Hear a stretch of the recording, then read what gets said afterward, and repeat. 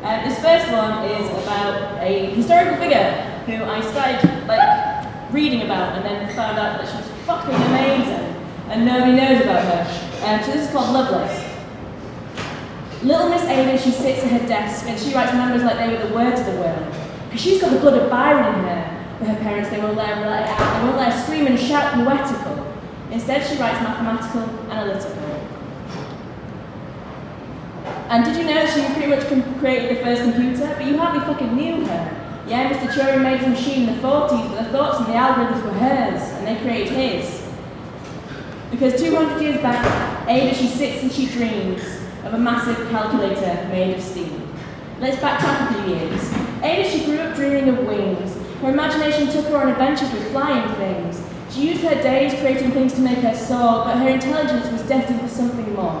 One day she was invited to a soiree, but Ada didn't know what to do and what to say until she was shown something truly amazing. It was Charles Babbage's difference engine. Babbage had known Ada since childhood, and from then on they used washes and cogs for the greater good. They would stay strong friends for many years and relish in each other's plans and ideas. Babbage would always celebrate his calculating fairy, but life got in the way of the machine coming to be. See, they had all the plans and they were eager to finish, but Ada's health began to diminish. All her life men said her body couldn't handle the maths, that her female brain was not built to last. They said her brain would destroy her beyond mending, but her knowledge stayed with her till the very ending.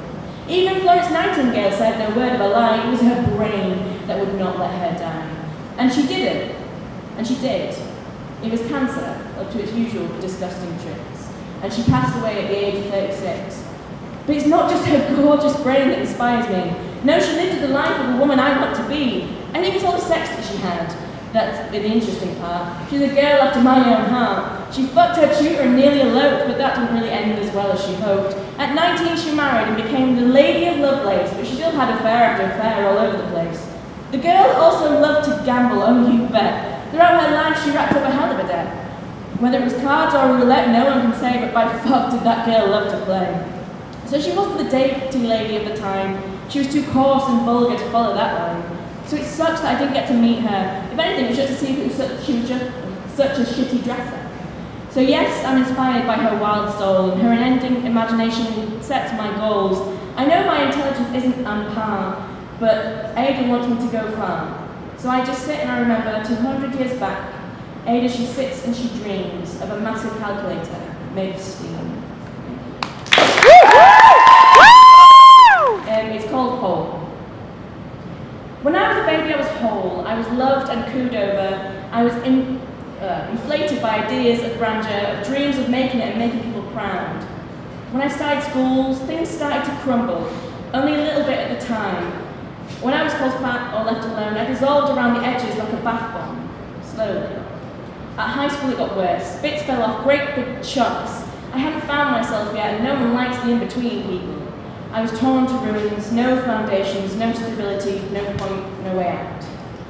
When I got to college, I was gravel, rubble underfoot, but people didn't grind me under their heel. They held me and moulded me to something greater, better, into a great northern angel. I was on top again and strong.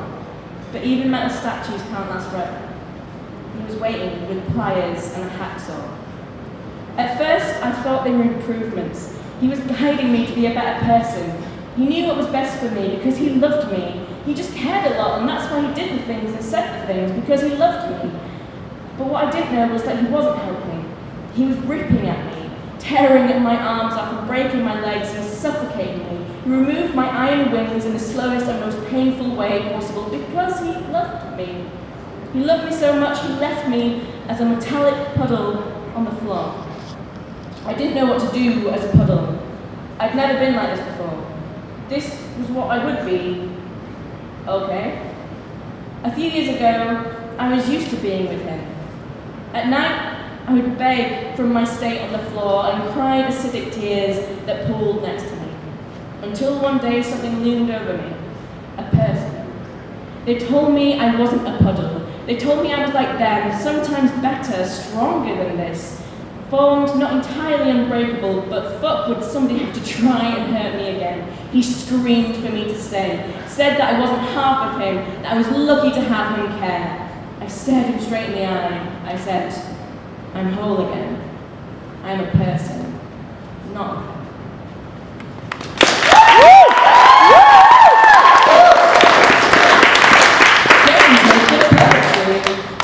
Maybe. I'm going to do one last little one, which is about a wonderful woman who has inspired me throughout my life. This is about my mum. Everyone has a poem about their mum, I think. Or you should write one because they fucking deserve it. So this is called Little Bear. Come on, little bear, we've still got a way to go. Stop shuffling your feet, my dear. You're going kind of slow. Don't worry, I'll always be with you till the end, 2 by 2. My mum's always been proud of me. Whether I got straight A's or bum E's, she's proud of me.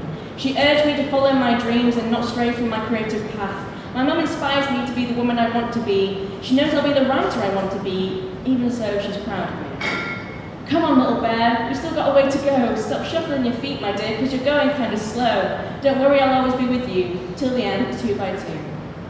A year ago, I told my mum I wasn't right in the head, that there were times I didn't like being around, being alive.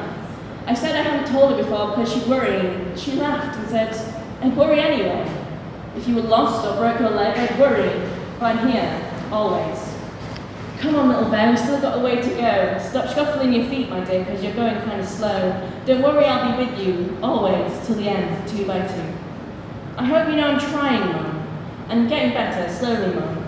I keep trying my best every day. I hope you're still proud of me. I hope you know I'm proud of you, too. I love you, I really do.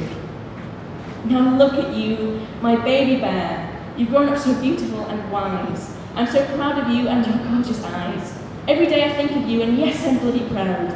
So here we are at the finish line, 2 by 2, from your mama bear. I love you.